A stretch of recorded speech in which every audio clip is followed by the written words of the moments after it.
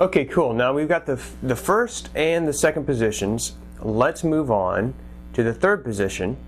Okay, and if you've taken my Amazing Guitar Secrets course, I'm teaching this a little bit different in this video and in this course than I did in my Amazing Guitar Secrets video. So if you've taken that course, you may find that this isn't exactly what Dan told me on the first go around in Amazing Guitar Secrets. That's okay. I'm teaching it a little bit differently. It's kind of like two sides of the same coin, okay? But the notes are all the same, the positions are all the same. It's just the terminology I'm using is a little bit different mainly because I found that some of my students were a little bit confused by the terminology I used in Amazing Guitar Secrets to explain this scale. So that's why I'm changing a little bit here. Okay. We've got and. So that's the first and second position. Now let's move on to the third. Well, okay, so now we have to make this D note our starting position on the sixth string. So let's go up. Okay, so this is going to be our starting position of the third position of the pentatonic minor. Okay, so we're just continuing to move on up the fretboard and add more and more notes to our possibility of notes to play during our solo.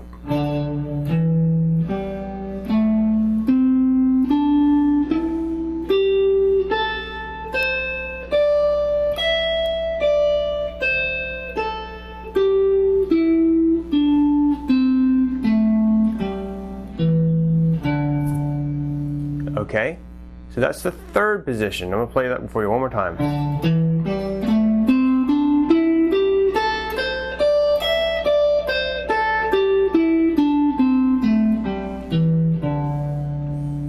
Okay, and you can also play it with these fingers. Check it out. Instead of starting with the first, with your index finger, I'm going to start with the second finger.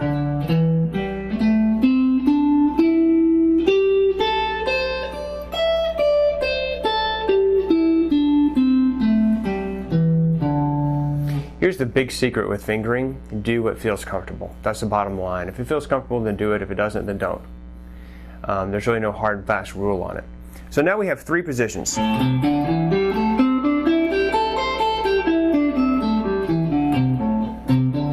Oops.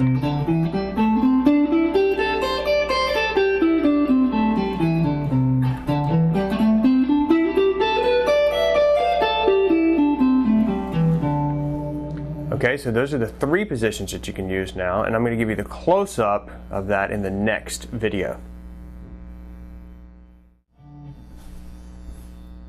Okay, now remember, this is the third position, which is going to start on D. Okay, and I'm going to play it slowly for you here.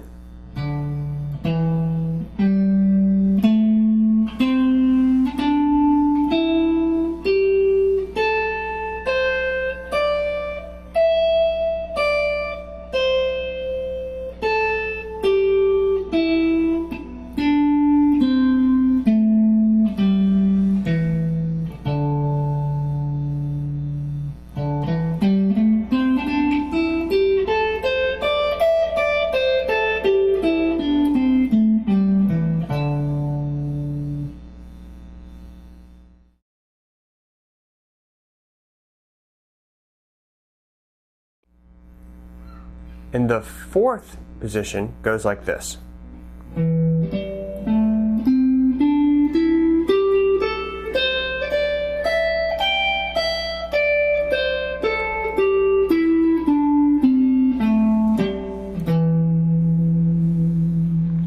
Okay, so that's the fourth position. I'm going to give you a close-up of that in here in just a second. But let's talk about, let me give you just an example of how all this stuff ties together. Okay, so remember my first position? Okay, I'm going to play a lick from that first position. And now a lick from the second position. Whoops. And now a lick from the third position. How about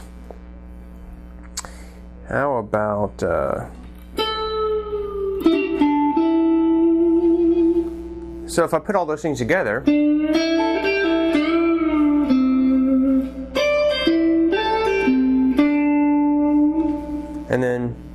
I did on the third one, but.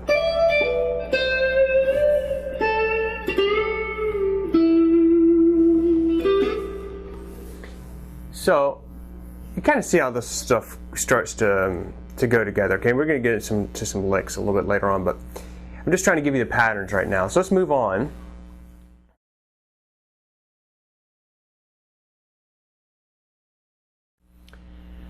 Okay, and this is going to be the 5th position of this minor scale, which is going to start on the 7th.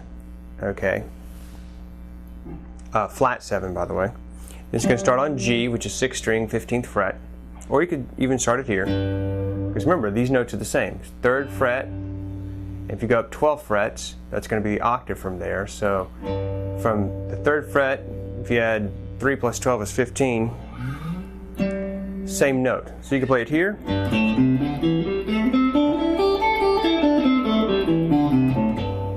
Or you can play it here. Whoopsie. Okay, that's the last position.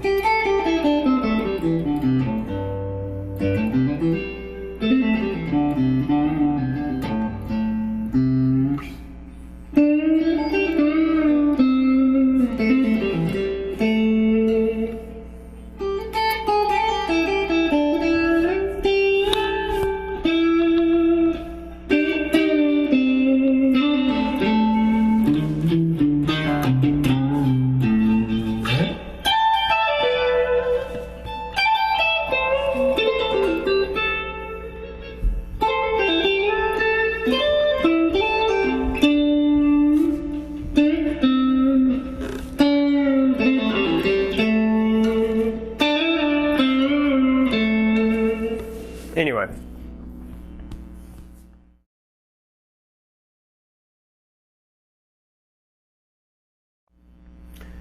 so let me give you a couple of examples to kind of tie all this stuff in, right? And this is not scripted, I'm just improvising as I go along. Okay, remember our first position.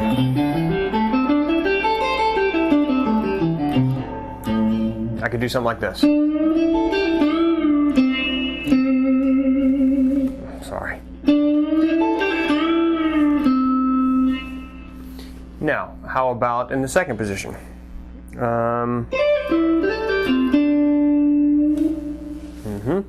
How about third position? Well, what is our third position?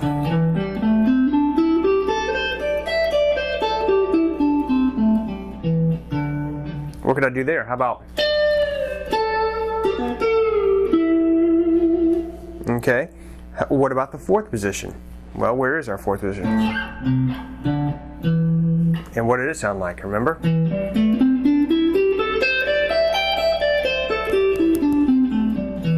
What could I do there? How about?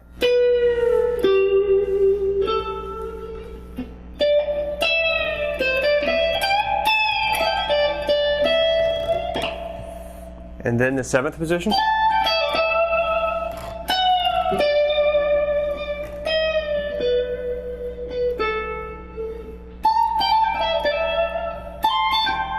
Now I'm back to the first position.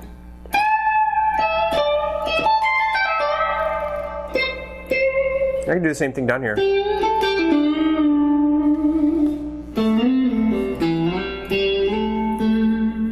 Anyway, the point is, you can take all of those positions, combine them, and you have multiple ways and multiple notes to play during your solo. And in the next video, I'm going to give you that close-up of that last position, that fifth position.